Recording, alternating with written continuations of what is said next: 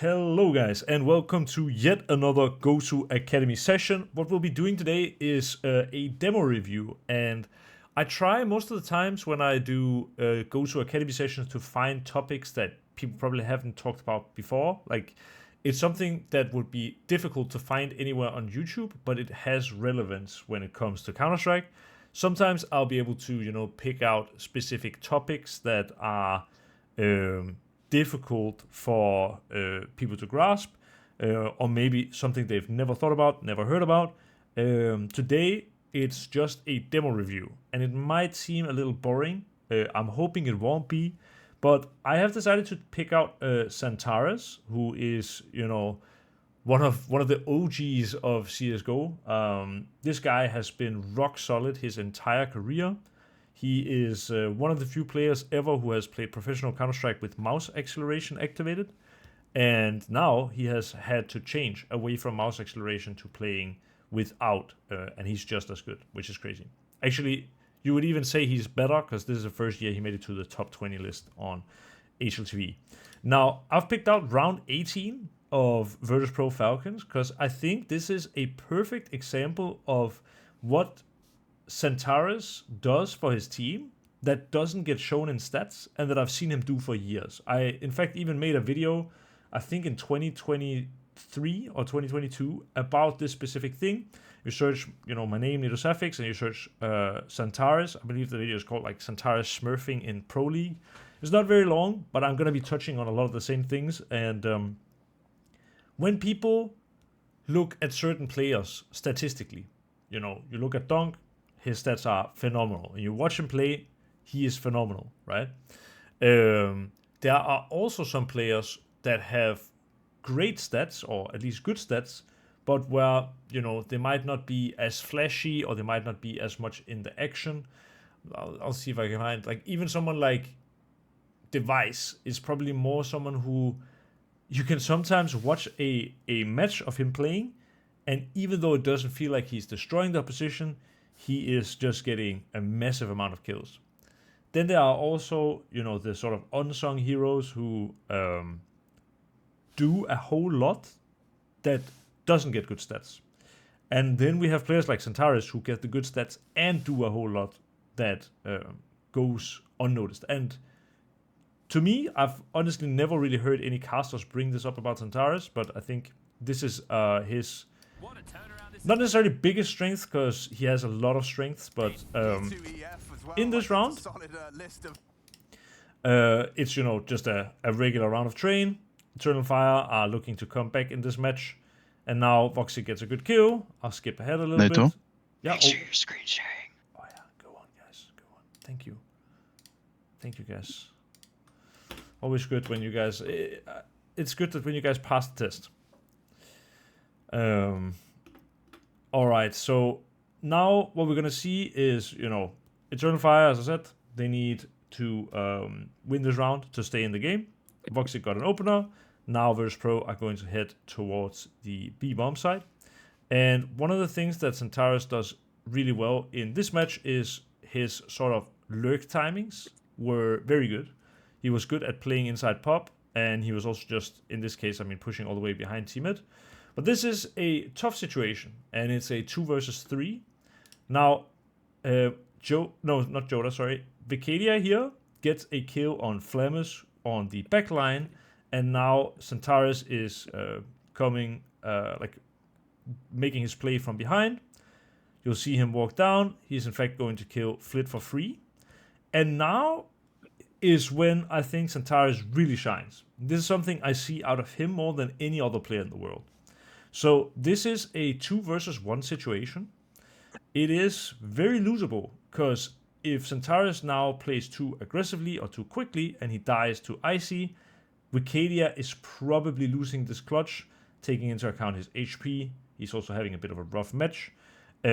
So this round hinges a lot on Santares. Now, one way you would probably see a lot of players play out the round is they will sort of use their teammate, or this is how I would approach the round. I would tell my teammate to play first because he's low, and kind of use him as bait to get information on where's the last player, so long as I stay alive and I let Wicadia die, I have a really good chance of winning the round. But Xantares has so much confidence in his movement and his understanding of the game that instead he's going to, I'll even slow it down a little bit so it's easier to communicate or talk about what he's doing so well. So instead of using his teammate as bait here, he actually jiggle peeks one angle, which is likely the one behind, people call it Thomas currently. And this is at the same time as Wicadia is coming through the smoke. This means if someone is here holding Xantares, even if they would get contact on him, Wicadia walks through the smoke and gets the kill. Now that he's cleared that angle, he jiggles a little further and he doesn't see anything. Then he jiggles a little further and now Icy shoots, gives away his position. Now he's waiting. Icy kind of needs to move. And now the CTs, they gather up. Wicadia even uses a nade. And basically round plays out with Xantares flanking Icy and getting the kill. This, what he did here at the lower stairs, is really, really difficult. Because if he messes up his movement or he has the wrong prediction, say the first or the second shoulder peak, Icy is not peaking, and then for some reason Icy is peaking on the third one, he could die, and if the time with Wicadia doesn't work out, this is a risk. But I find that Xantares is probably the best player in the entire world and has actually been for a long time at using his movement to gain information. When I watch someone like Donk, for example, I still think he's a phenomenal player, and he obviously has great movement. In fact, he's sort of invented his own thing, the Donk slide. But there was a guy before him who invented also a type of peeking called the Xantares peek. And even though that one isn't used as much currently in Counter-Strike, I guess, this, what he's doing, using his movement like this for information, he's the best in my book in the whole world at doing this. And this is a perfect example. We'll watch it in real time. You'll see how neat it is, and also how the classes react. Doing everything he can, a nice find onto flip back turned. Icy, he thought you had it. Now he's baited you out as well. Forces a reposition. Icy dancing with them around the Thomas train. Wicadia, Xantares. And there's just basically no chance. And if we skip ahead a little bit, in this round, you see the T's, they are afraid of pop, they go and clear it, and then they end up going B, and they win. 12-7. Next round. They end up going Ivy and stuff like this, and Eternal Fire win the round. Round 21. Now Xantares is playing an aggressive off angle alone in pop. And now, Eternal Fire are going to win the sort of mid-fight, like the main fight. Eventually, Virtus Pro are going to make their way over to the B-bomb side. And Xantares doesn't actually hold a wide enough angle that he can help his teammate here. Instead, his teammate ends up dying, and he goes on a fast flank. He kills Icy. He goes, and again, you see the movement here. It's a small detail, but it actually makes a big difference. And look how tight this movement is as well. Like, this is how much electronic sees. For you to be that specific in your movement is extremely difficult. It's likely that Xantares actually was showing more of his body, but maybe expected electronic to sort of be closer to where he planted the bomb. But it's also possible that he was expecting him to move in this direction and sort of timed his movement peak here perfectly. What this does, in this case, it's not that it so much so gains information he didn't already have, because there's no other place that electronic can be, but it delays electronic in getting into a good position or throwing nades or doing anything that's helpful. And now, he uses a Molotov, he uses a smoke, but he's already bought extra time for the rotation of his teammates. Now electronic gets a kill. He feels like Xantares might be alone. He needs to do something. And in fact, he's gathered up with 3 of his teammates and they win the round. Then, if we go to the next round, Centaurus is playing an aggressive off angle in pop, and the T's are going B again. Now, Centaurus again on great timing on the flank. Major gets 1 kill, he gets 2 kills in the back. Now, instead of shoulder peeking, he knows just his mere presence is creating pressure. Icy knows how close Centaurus is, and he doesn't need to do these shoulder peeks. Now, Icy is going to Molotov and hold the Molotov, and Centaurus swings and kills him and dies in the Molotov. But his ability to, I mean, not only have good game understanding here in terms of, playing out the rounds well, like he's catching the lurk timings, he's playing aggressive in pop solo and doing a whole lot there. He's now played the rounds out in very different manners. One time he was baiting with shoulder peaks for the information.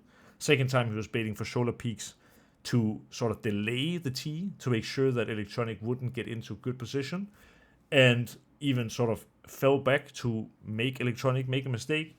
And now he actually full commits to a duel inside of a Molotov, which, even though he dies, they win the round.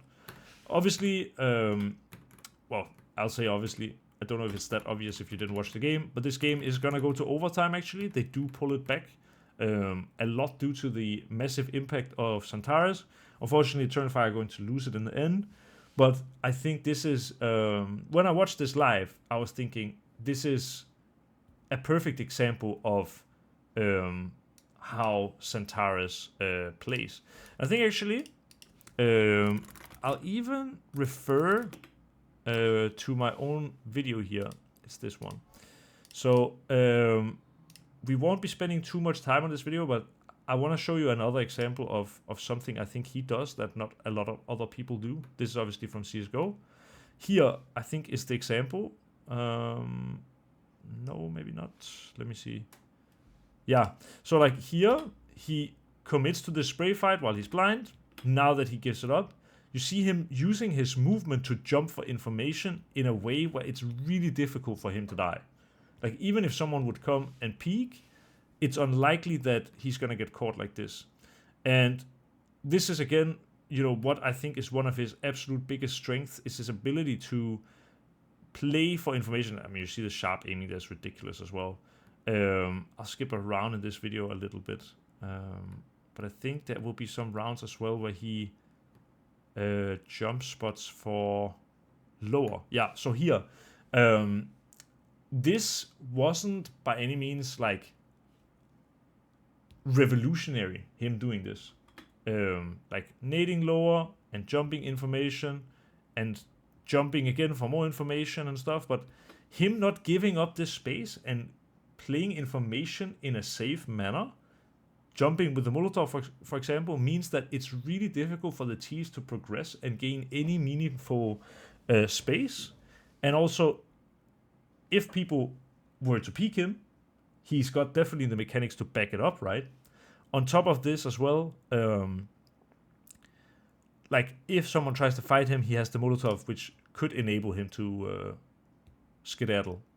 And this is like, yeah, the beauty of Centaurus' playstyle. On the surface, he looks like an outrageous aimer, because that's what he is. But if we dig a little deeper, you'll see that there is so much more to this player than just aim. Like, he has incredible stats. High firepower, high opening stats. Overall in his career, always had phenomenal ratings. 1.36 impact is ridiculous. But there is so much more to this player than just stats.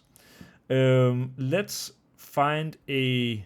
do you guys have any preference in terms of maps? I know I asked before the session started, but I'm curious if you guys had time to think it over, and maybe there's a specific match or map you would like to see.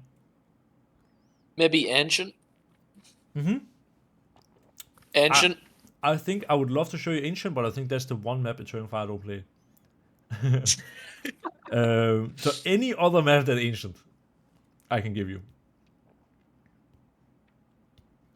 Apparently they... Oh, and I have Train on as well. The last time they played Ancient was Pro League Season 20. Whoa. Yeah. Wait, and what was my which Pro League season was this? I'm curious. The one that probably the one that just went, the one that Navi Oh, won okay. against Eternal. Oh, okay. Maybe Inferno. Yeah, we can do Inferno. Yeah, Anubis, because they've been playing a lot of that in Katowice. Yeah, I know Anubis is like a crazy map for Eternal Fire. They're actually in the last 3 months 8 out of 8 wins and against really good teams. I'll see if I can find a good match because, you know, we would prefer a match where he has like good rating. Where does he even? Do a wingman map. The what? Sorry. Let's do a wingman map. I'm not sure if we can. Yeah, I'm not sure if we can. You know, I think I'll take a look at Inferno since that was set first. This Inferno, it's not that he had incredible stats. I mean, 138 is still good. He had high damage per round and stuff like that, but almost for him a quiet performance, right? Like 16 kills is not that much. But I think we can definitely watch this and you'll see. We'll sort of have him as a big focus and we'll talk about what kind of impact he has outside of kills, right? So already here he is, you know, a pretty aggressive player. This is something we definitely know about him. It's actually Major peeking first for whatever reason. I'll skip ahead when we don't see him in the action, okay?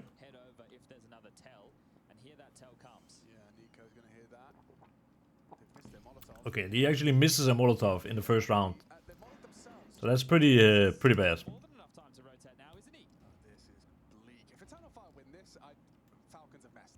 He's staying really far behind here, actually. In this round, he's actually completely baiting. At the moment, I don't understand what he's doing, but we'll see. He does get a kill. Yeah, I mean, this is a good example of, I would say, a bad round from him. This is actually maybe the worst round I've ever seen from him, which is crazy to say. But normally super good. This felt really bad. Hopefully things change.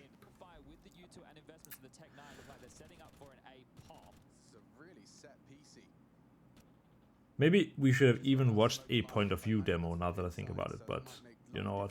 We'll follow it like this. Then we get the casters as well. So this is definitely a tough situation for him. Like, he's alone in Eps, and yeah, as the casters help with pointing out, there's 4 players on A.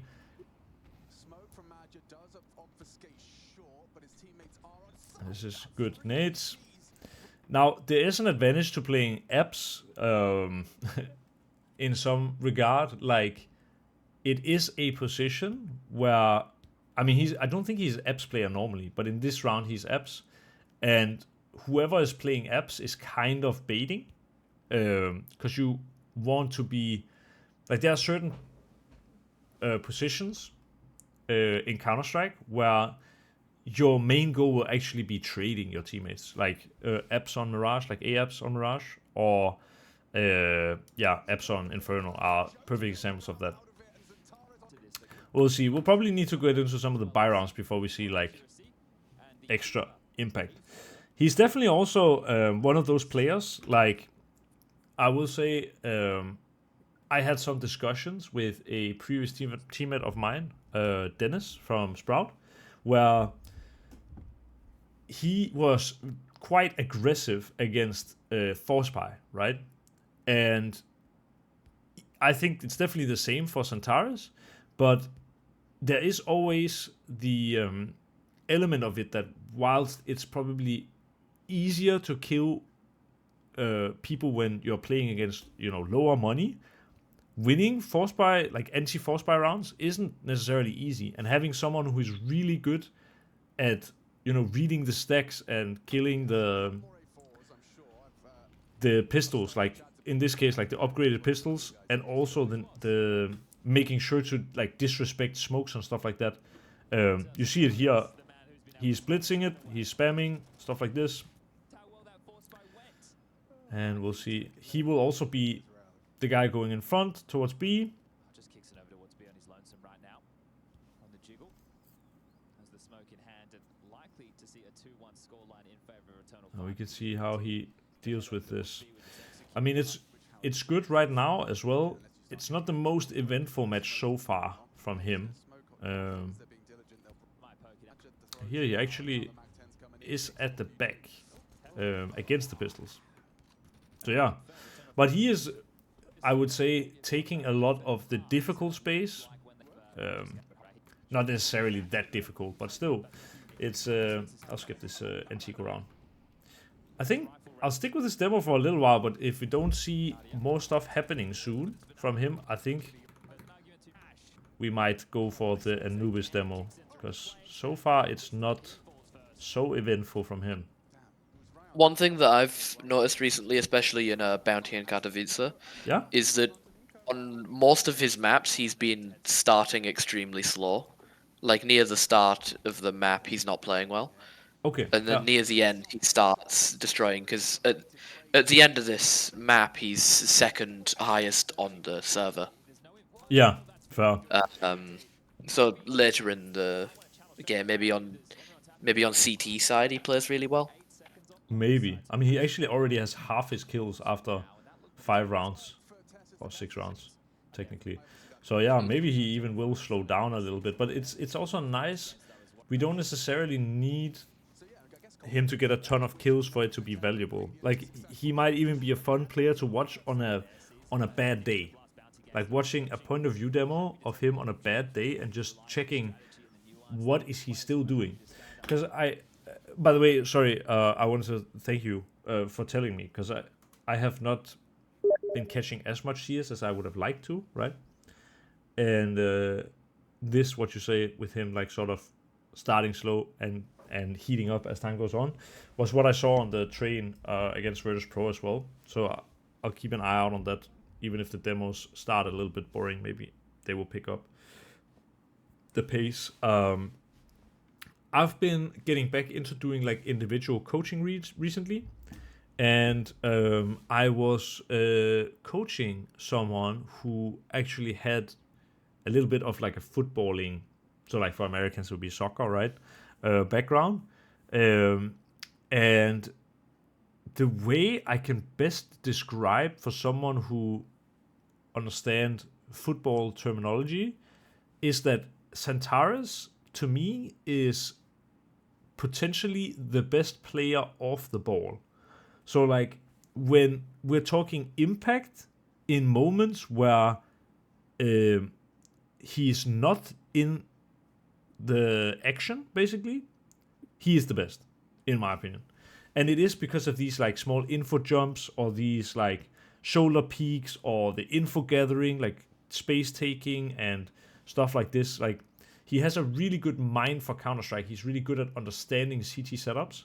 But also, when he is on CT, for example, he likes to play aggressive enough to hang on to, or at least gain a lot of information. And yeah, even if the T's are not coming to his area, the amount of space that he keeps gives so much information to his to his teammates, of course, that he's just so he's such a nice teammate to have. And that's what I think is so incredible about watching him. Yeah. One thing that you said as well is like saying he's entertaining on a bad day. Yeah. Eternal Fire versus G2 in Katowice, I think it was. It might have been the bounty game. Eternal Fire versus G2 in bounty. Yeah. Xantares just had a really bad day. Yeah. Like, map 1, he's middle of the scoreboard for his team. Map 2, he's bottom of the scoreboard for his team. The only person he beat was Snacks. Oh. Yeah.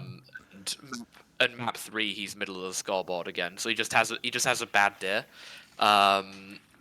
But it was still like a very entertaining series to watch, especially from him as well. Yeah. Yeah, he is really that type of player. I mean, we saw it also. He's been basically the space taker on B majority of the time, and now he comes over to mid and is doing smoke long for himself and doing Molotov short. And now that has caused, like, they were 2 on A. Now he re-smoked long, he did Molotov short, and he is having like a little bit of a peek in as well, just to check. You can see the shoulder peaks as well. And now this causes a massive rotation to the A side. Now Falcons have decided to play 4 on A, and then they actually end up going back to B.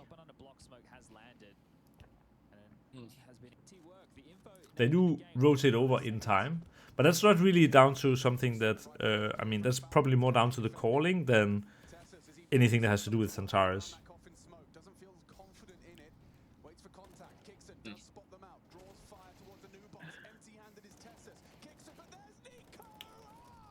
Wow. That's beautiful, actually. I hadn't seen that round. His aim is so good. There's a round in this game, I don't know if it's happened already, where they're fighting pistols. It might be, yeah, they're fighting, yeah, I think it's in Kata, but they're fighting pistols, and Falcons have just got a pistol stack on air, and Santaras peeks it and sprays them and kills all of them without getting. I don't think he gets hit. Just in a single spray, kills all 4 of them. Okay. And it's a really good clip to watch. To be honest, I think that might have already happened then, because I feel like he went from 2 kills to 8 really quickly. I skipped the eco, I think. Yeah, this is the one. Oh yeah, there it is. Here it is. Yeah, this is a really good clip here. Yeah, let's watch it. Ooh, has someone flash for him, and he just does all of them. Amazing from Madja. Yeah, and this is probably also like him asking for that flash, right? To to clear exactly that stack, because he's expecting this. So yeah, it's a good mixture of good mechanics and just good understanding of the game, right? I think also anyone who has played as the banana player on Inferno will know how difficult it is to be good at playing this area, because you get peppered by every grenade and Molotov and everything. You need to be really cerebral to, do something good in this area. You need to be good. He gets hit by the Molotov and he's just like, I'm out. Yeah. He just leaves. It's best option you have. Yeah. Yeah, it probably was. And now he's grouped up with his team, and he looks like he's gonna entry out of apps or something. Yeah, since he has an AK, I would assume he doesn't really entry out. But yeah, here, I mean, this is just that's crazy. Really well played. Yeah. Magist gets destroyed. Oh my god. Yeah. I wonder what how does he see it coming in? Yeah, he doesn't. That's the thing. So I wonder how is he so aware? Because no one can hear this flash. Do you reckon he hears the footsteps on Magist's speak? No, it seems like it's happening already before. Oh, no, yeah. This could be one of those where it's like there is a smoke that's fading. He just does it and it works. Yeah, I think it's because of the smoke that's fading, and then he is thinking like, okay, they are going to flash potentially after this, and then he's just catching that timing. On tests, yeah, if you go back to Tess's screen when he's lining up the flash, you can see him jiggle peeking on the extra. Okay. Jota and Santaras are both just constantly peeking apps, and he just happens to hit the timing beautifully. Yeah, so he definitely gets a little lucky, but I think still, like, it's just, super well played. And also, I guess the question is, why is what he did good? That's a very unspecific question, but I want to, like, why do you guys think that he is jiggle peeking apps in this case?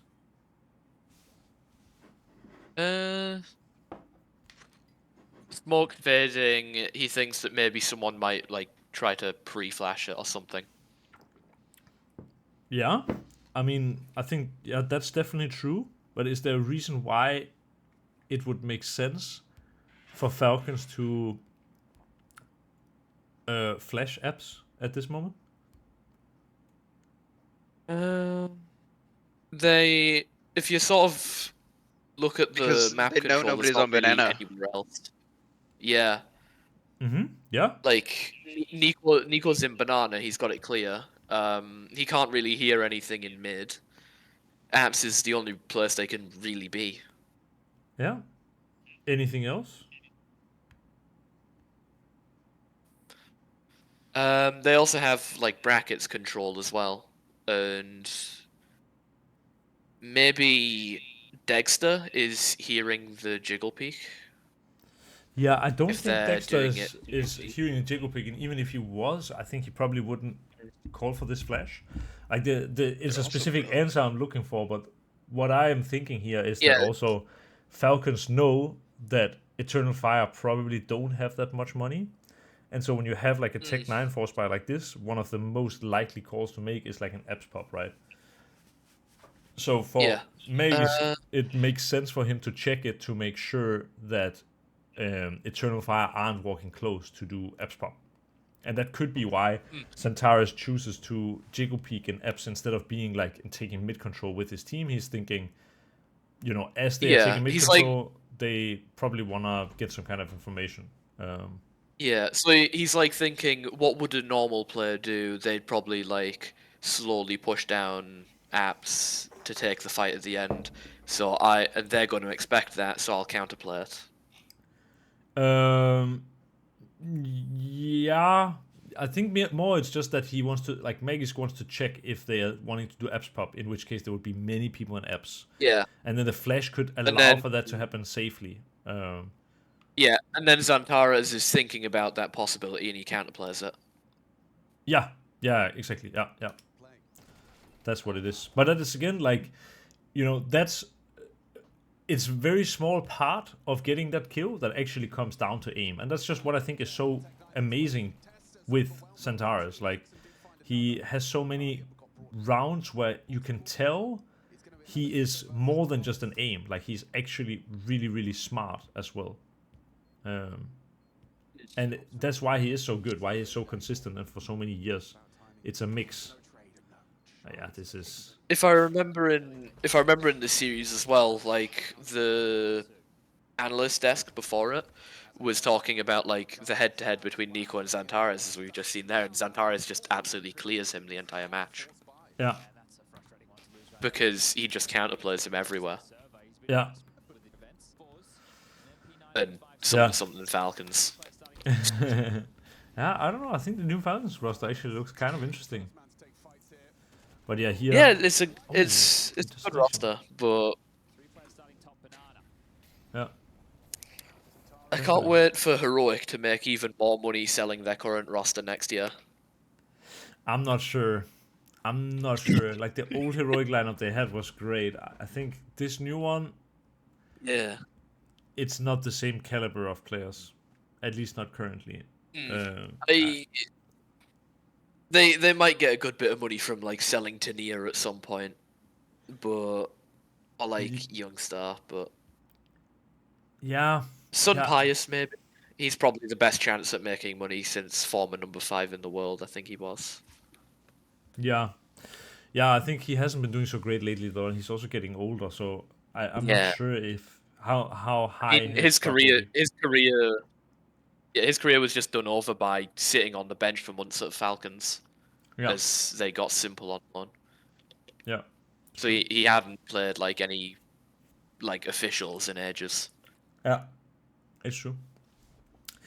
Getting back on track here for a moment, like this is actually I'll say a rare case of Zantares missing a duel, but you can still see like the duel that he takes is one he probably could have won, and it's again just like an example of. Wait, what happened here?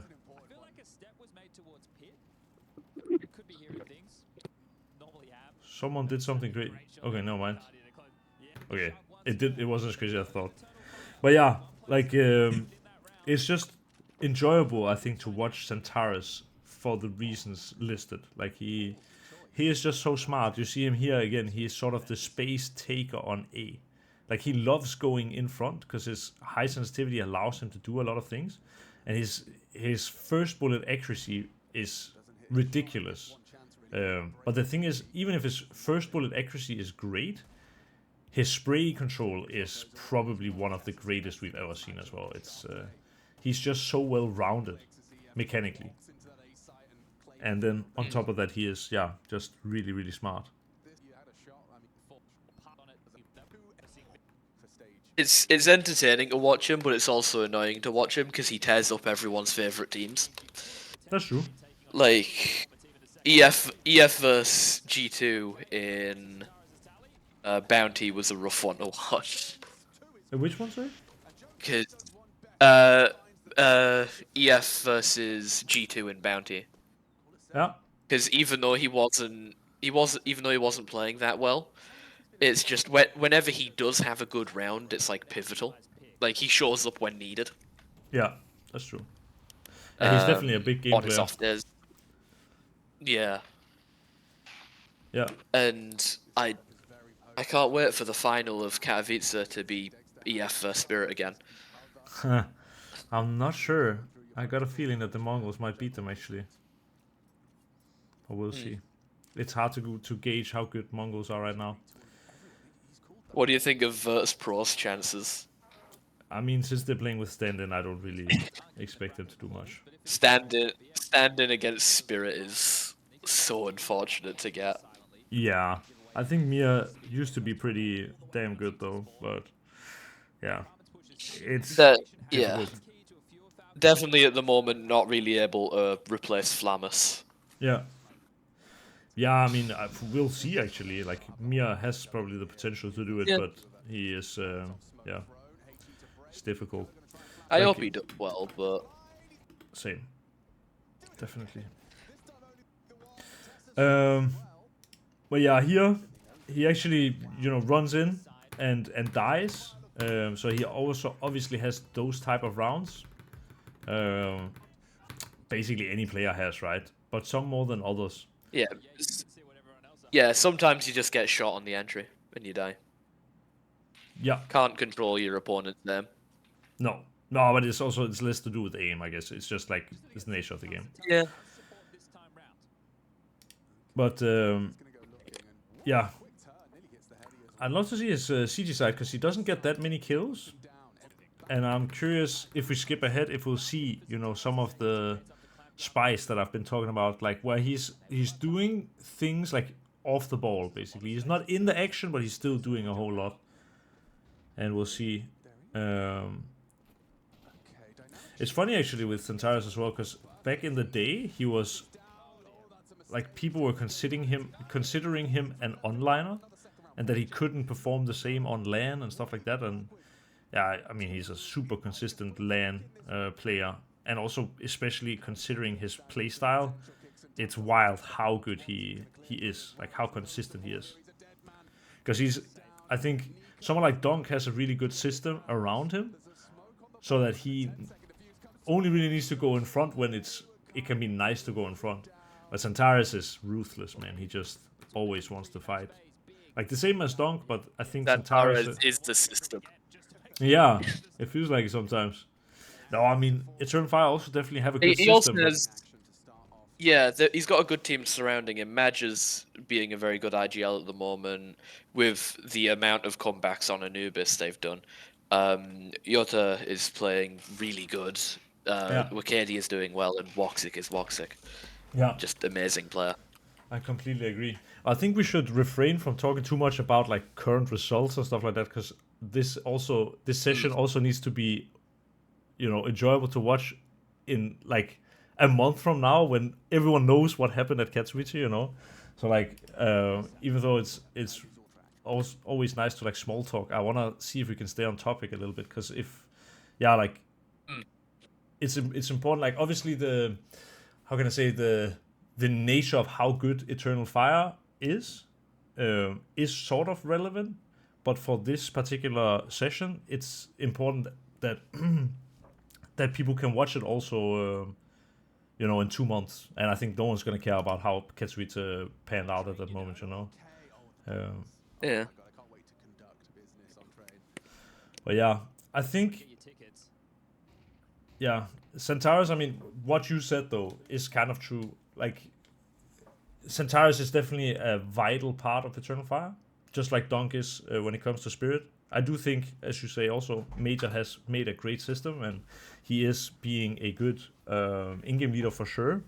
And it's not like Eternal Fire is all about Centaurus, but there is no player in the world that could replace him. If it would be anyone, it would be Dunk. But like even someone like Nico, I don't think has as much impact off the ball. He is great in the action, and so is Centaurus, but I actually think right now Centaurus is the better player. And yeah, I mean, I've actually seen this round, and I still chose to say bad things about Nico. This is pretty funny. We'll have to watch the replays, because there's a Nico point of view. And this is also actually, this was like posted on Reddit. This is a, Nico hit some crazy 1Ds, stuff like that. It's a 1-on-2 now. Then Major, for some reason, Magisk is like, he's kind of doing a reverse Centaurus here. Like, he's jiggle peeking. But when he sort of understands where Major is, he full commits to the fight alone and dies. And yeah, for anyone who hasn't watched this round, they do actually end up losing it. And then when the replay comes from the Nico point of view, it's ridiculous. An opportunity to get back in. Nico's head on an absolute swivel. The deagle, bang! Zataro's in the dirt. 180 degrees straight into Woxic and then back. Like, this is just ridiculous. That is crazy. Yeah, it really is crazy. Guy is outrageously good. But yeah, this is also just like a small detail, right? Major is the one fighting, Centaurus is actually the one supporting.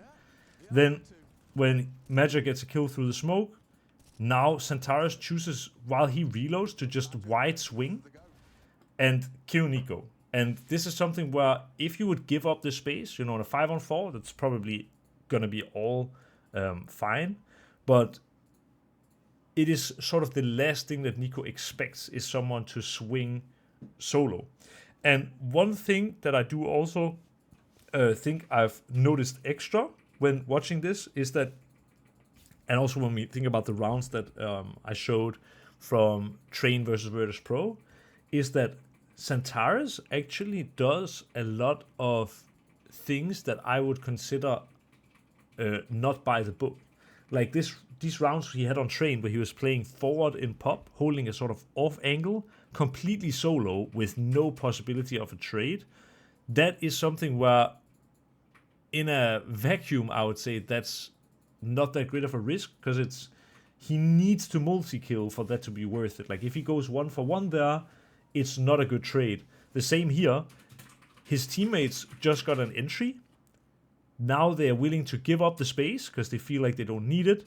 He wide swings, and if he would now die to Nico, this would be really bad. Like, it would turn what was a 5v4, where they have, gun advantages and stuff like that, into a 4v4, where they could potentially pick up, the M4, and they could pick up, I think Nico's teammate also had a weapon and stuff like that. So he gets away with a lot of things that I, as a coach, would probably not recommend. But he always does it with such confidence, and it's so rare that it goes wrong. I remember when I played stand-in for Mouse Sports at CS Summit, I was talking to Kerrigan about Woxic, actually. So it's kind of relevant. And what he said was that Woxic was basically the most aggressive AWP player Kerrigan had ever played with. And sure, there were times that he was over-peaking and where it would hurt them really badly.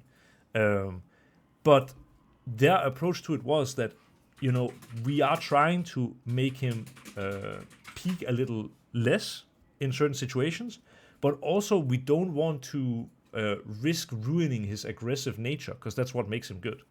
And for Centaurus, I think it's the same. If I was coaching a player like this who is playing so good and for such a long time, even when I see these things that are kind of solo plays, because they work out like 9 times out of 10, you can't really argue against it. Like, it's part of what makes him special, and this is why he is so impactful.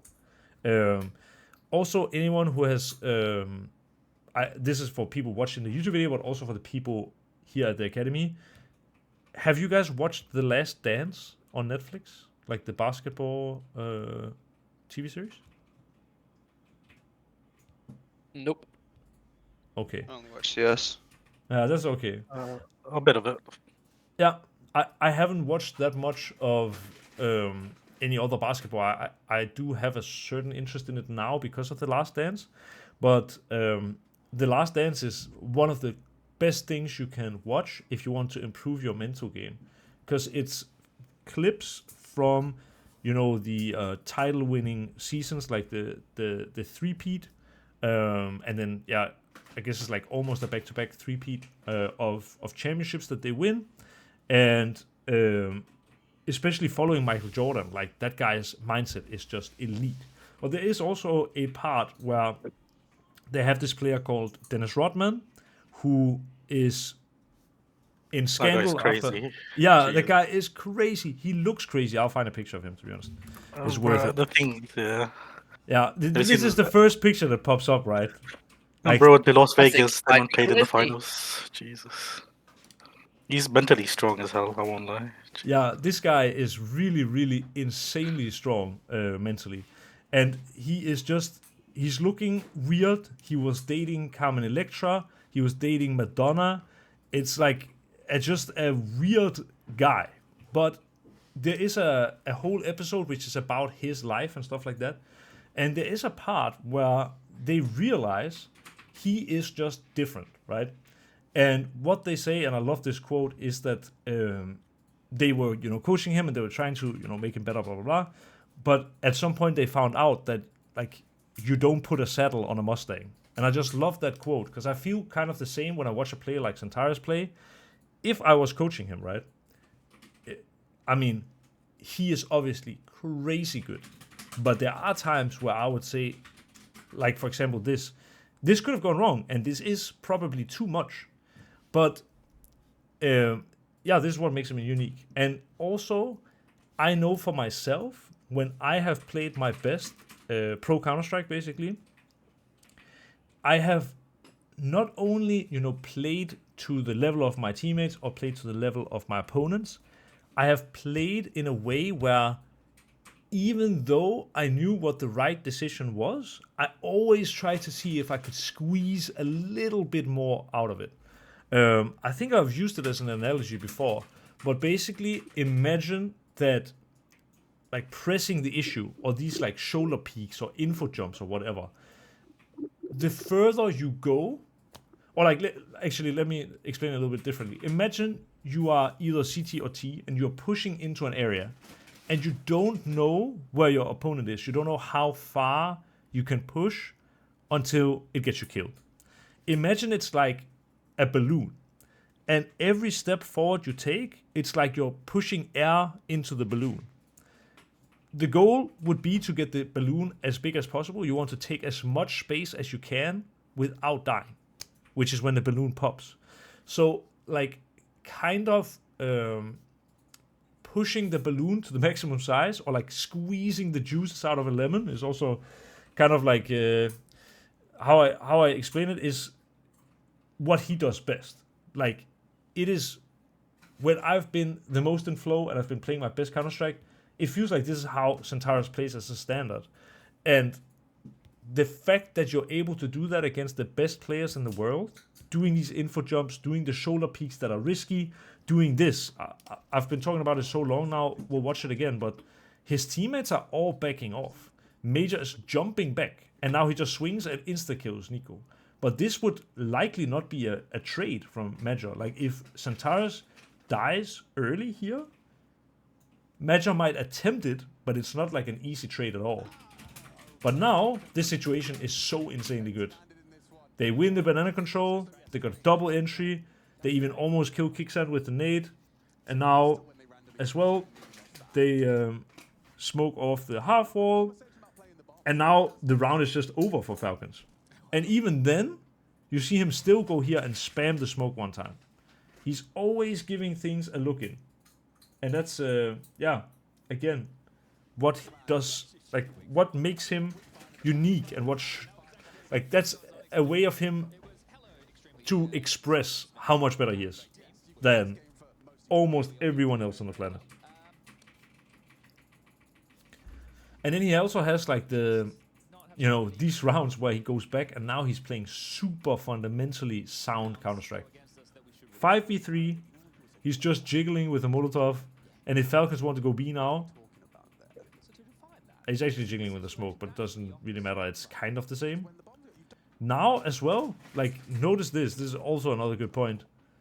I don't think even any of the T's did anything, right?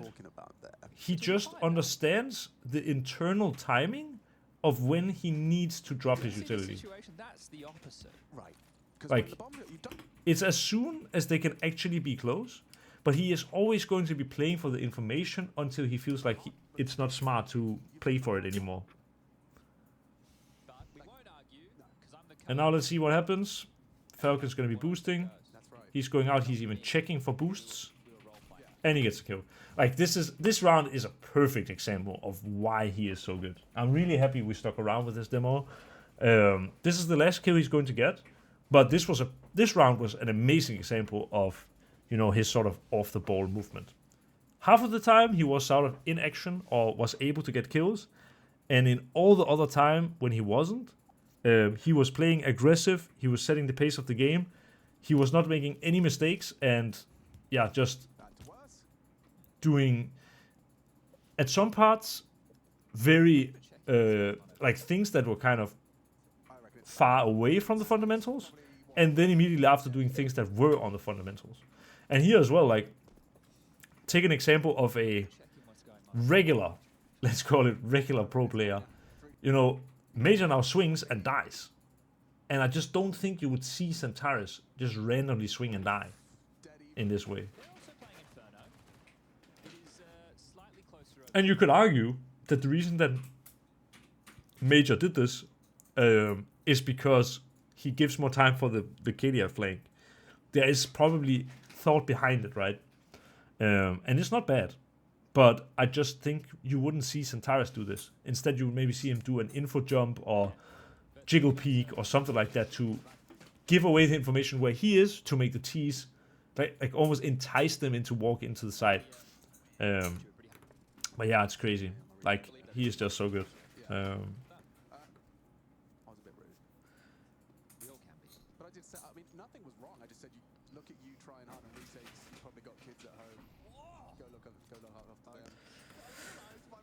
So, yeah, I guess in this round, I mean, bro just takes banana control. He's playing against pistol, so it's not the craziest thing. As soon as banana control is taken, he's gonna run off, actually. Oh, maybe he went back to collect more utility, or he just decided to go back because the smoke faded. But yeah, we know he's not gonna get any more kills in the rest of this game. Let's just follow the last few rounds anyway. His teammates are also playing great, by the way. They also are understanding the timings of utility and stuff like that. These are obviously all very good players, otherwise you don't make it to this level. But there's still one guy who shines the brightest, at least in my book.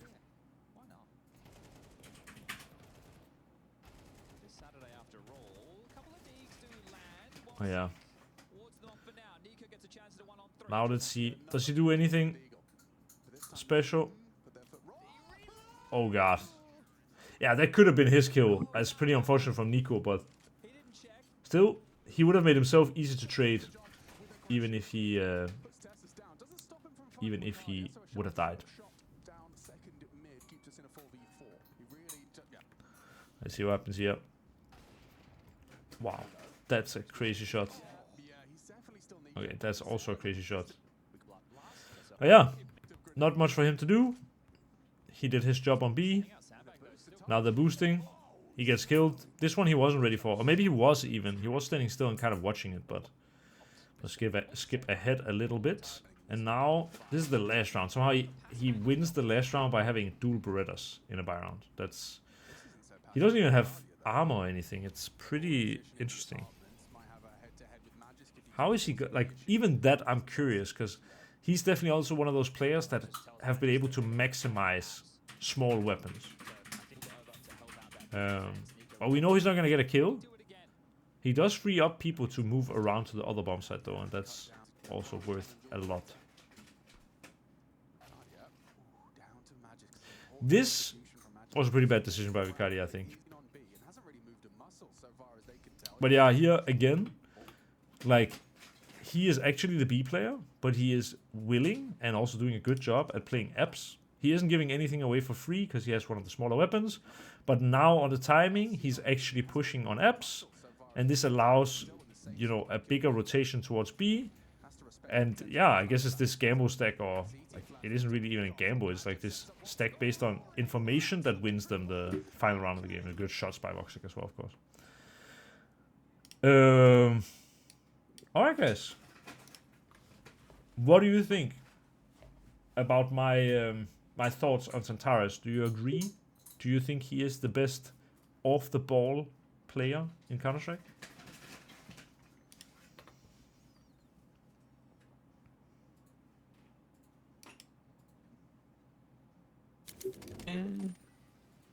Yeah, sounds like it. Yeah. Sounds all correct. Everything checks out. Yeah, I think there's a good case for it, but that's also something that's extremely divisive, and I don't think anybody, except for a few people, are gonna immediately agree. No. I think also just, for some reason, he isn't the first player that comes up in people's minds when even discussing that. But I think also like this kind of, yeah, I really like, there probably is a better way to say it, right? But I really like the idea of like off-the-ball movement. But it's like, in my eyes, there is such a thing as kill impact, which is, you know, literally stats based. How much damage, how many kills, how few deaths. And then like also basically like cast and stuff like that. But that's like literally stats based. I think when people discuss pro players, they should split it up in kill impact and just impact. Or maybe we can call it something else. Like team impact or something. But I know also like just... impact. Yeah, exactly. Like, I know from my own Faceit games, for example, there are matches where I'm having a lot of kills and I don't feel like I'm playing particularly well. There's also matches where I don't think I'm playing, where I think I'm playing great, but I'm not having that many kills. And those two things can be different. And I think for Xantares, like, he's for sure one of those players, even if he's having a bad match, he's still having a ton of like team impact. He's still setting the pace of the game. He's still so on and so on. And then he also still definitely has like massive kill impact. So he's just a freak of nature, that guy. It's no wonder that he is the oldest player to have ever made it onto the top 20 list. He's been committed to the Turkish scene almost his entire career. And it's only really now that the Turkish team is this good, where it allows him even to get on the list. So it's pretty interesting. I'll show you a piece of utility I saw today in a video, guys. If you are in Donut and you want to play this after plant, but you don't want to peek, if you go into the right side of this blue stone, like so. Your stream is still showing HLTV. Great. Another test. But you passed it again. Proud of you guys. Here you go. So, if you are on Ancient playing the bomb from Donut, you can go into the right side of this blue stone, like so. And then this one is somehow a little brighter than the other ones. Like even the close ones. So at the top of this bright one, you can do a jump throw. And this actually molotovs the bomb from a position where you can't be spotted. So you can actually molotov without having to show yourself. Because sometimes it's really uncomfortable. Like you can jump across, but it can be difficult to like find an angle where you will actually molotov the bomb. Like it would have to be something like this, basically. And yeah, that's not always that easy. So now you guys have a lineup. Right side of this blue stone, bang. On this one, bang. Then you have a safe lineup for this. I think that's pretty neat.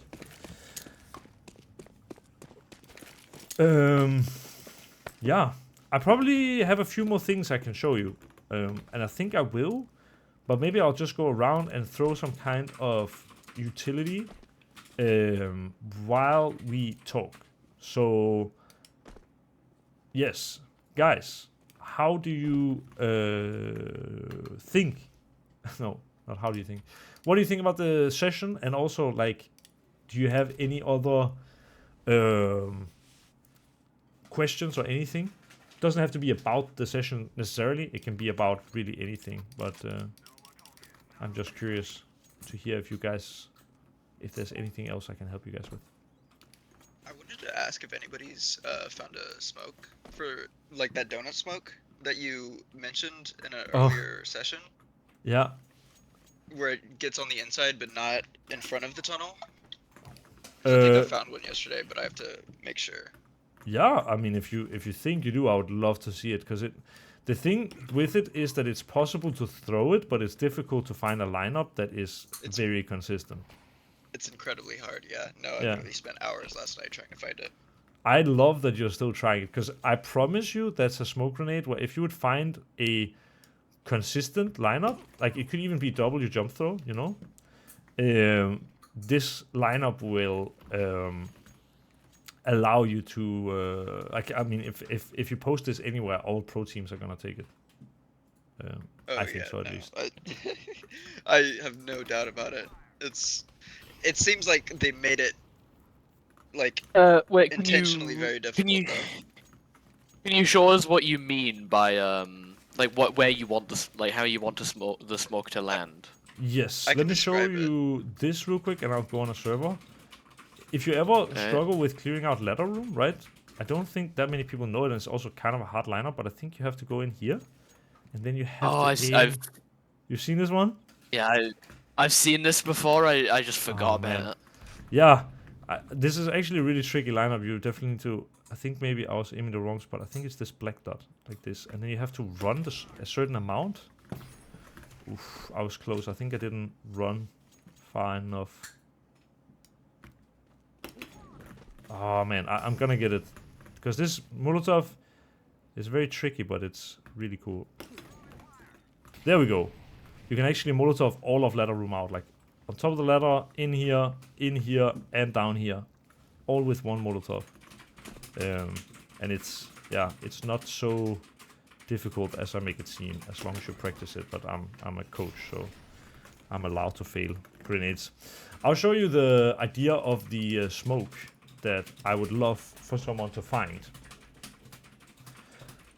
And I haven't been able to, and so far no one else that I know has been able to find this. So basically there are some ways. I'm not even sure I know the lineups, but I think it's something like this. Is it like this? No, I can never remember this one actually. You almost certainly have to jump. I think what you did is actually pretty almost there, but you have to jump through it while you're coaching. Yeah, I was actually just trying to find, like, I know that there's a lineup somewhere for a donut smoke, like a regular donut smoke. Like it is something like this, but I swear the lineup is super easy. I mean, even this would work, I guess. But this is like the probably retake smoke teams would use. I even saw today in a video as well, same video, there was somewhere you could stand in here where you had a lineup that would like have the, you know, do the donut smoke from in here. The one that we are trying to find, which is basically impossible, is ideally thrown somewhere from CT spawn or around this area that goes in and hits this so that it goes forward enough and lands like this. That way you could, you know, as you're coming out of CT, you could bounce a Molotov in front, like so. No T can be inside this room, like maybe they can be stuck here and not burn, but then you just like clear them as you're going out. But it removes the possibility for the T's to do like the jumps inside donut, like these ones, you know. So you like they can't play the bomb by info jumping. The problem is for you to like land a smoke like this, you almost need to do like a running jump throw, like something like this, and it almost needs to go through one of the windows here. No fucking way. No way. You just done it. What? I mean, you've just recorded it. You've got it. What? There it is. I mean, but this is not consistent. I don't even know what I did. I just went into the wall. That's unbelievable. You've got a video of it. You can check. Yeah, true. But like, how long I've been looking for this smoke? I don't even think I've landed it ever one time, and now I did it. Perfect. That's so crazy. But even this, right? The issue with this lineup is that it's a running jump throw where you are, you know, looking really high up, and it's very difficult to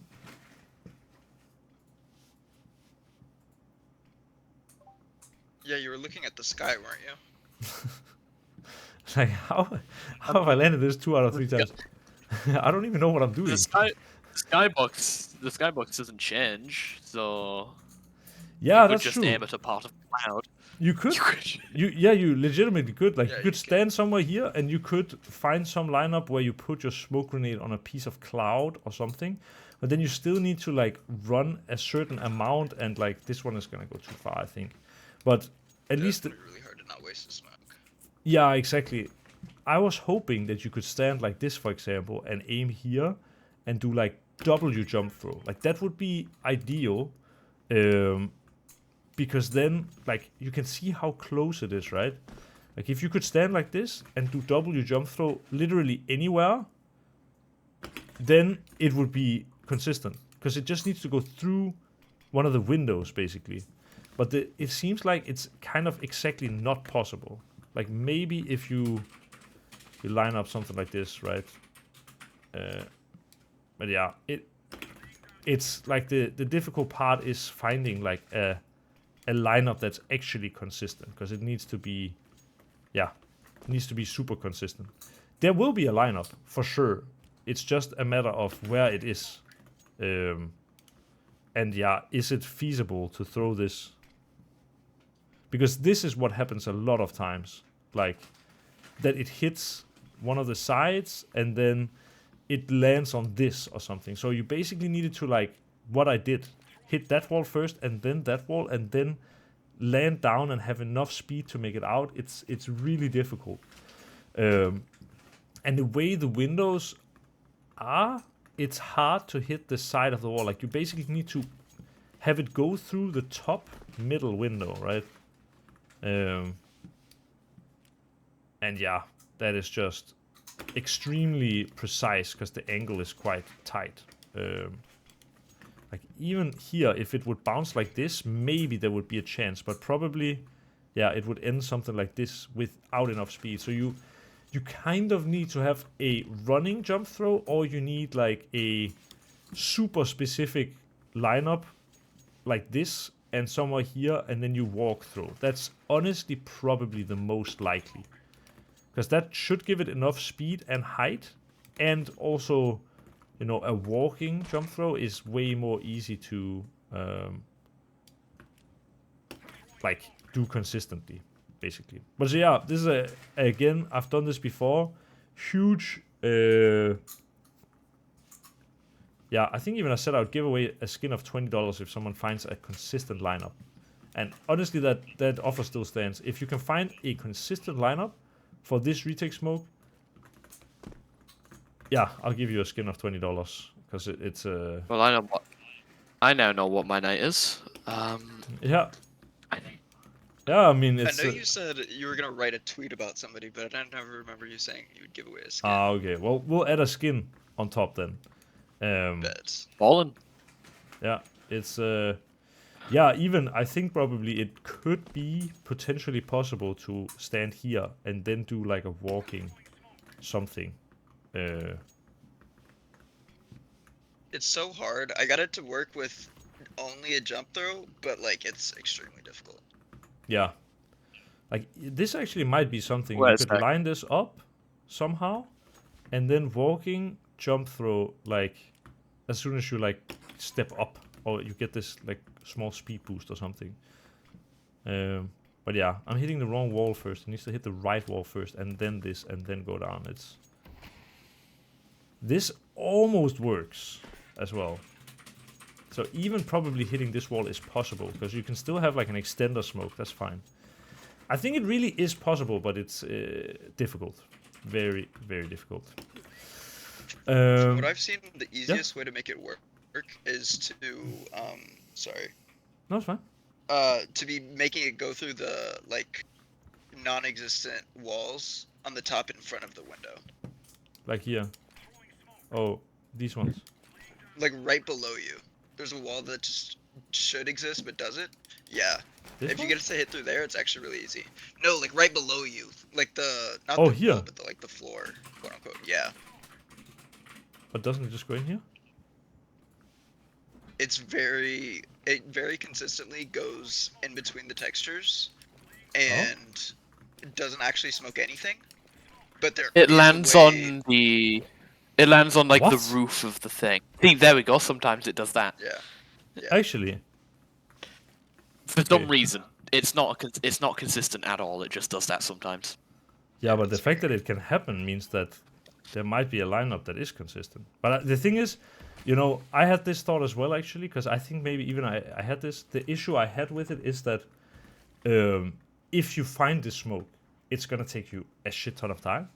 And then you're going to do it one time in a match. If it gets posted on Reddit, they're going to patch it. Because they don't want a smoke that goes through a wall. We saw it already. Yeah, there was a train smoke that worked exactly like this, and they fixed it in like 2 days. So it needs to go through the top and hit like this, basically. Or it could also hit, you know, like that, and then, like, yeah, but it's, like, this would maybe I think I'm onto something at the moment. Yeah? I mean, if you make it like work... 14 times last time. If you guys make it work, please send it to me on Twitter. That would be amazing. But I think with this challenge, guys, I'm gonna leave you for today. I am waking up tomorrow very early, as always, but this time for a different reason. I am waking up probably in like 8 hours or something like that, which isn't all that early, but I need to pack my suitcase because I'm taking a flight to Katowice. So I will be at the tournament and watching Counter-Strike. So yeah, it's pretty nice, but because of that I need to go and still didn't pack my suitcase, been working all day.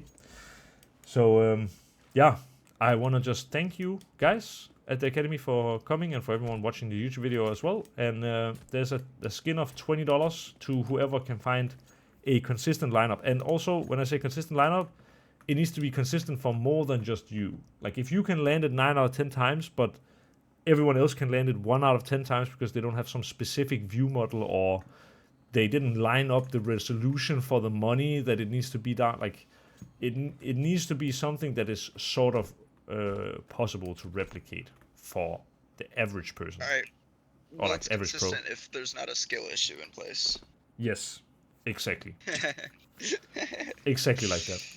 So yeah, I look forward to seeing what you guys come up with. I hope really it's possible. I think, was it you who, like, there was someone who sent me 1 or 2 videos about a lineup, but I deemed it too difficult. I tried it myself and it was like not consistent, I think. So it needs to be, like, I even think, yeah, really, this is probably my best idea right now. Aiming up here at the sky. I keep accidentally sending stuff through the gap in the texture. I can't get it through the window at the moment. Yeah, it's really hard. Difficult. But this seems like it actually has a lot of promise, potentially. When this is done, it's going to be hyper specific. Yep. Oh man, wait. This was actually so extremely close. Yeah. Just barely not enough height to get it through in what I'm doing at the moment. This is not gonna work, I think. Oh well, guys. Either way, thank you so much for joining me, and I hope to see you guys again for the next session. And as always, if you have an idea, you lovely people at the Academy, for next session, you are more than free to let me know what that could be.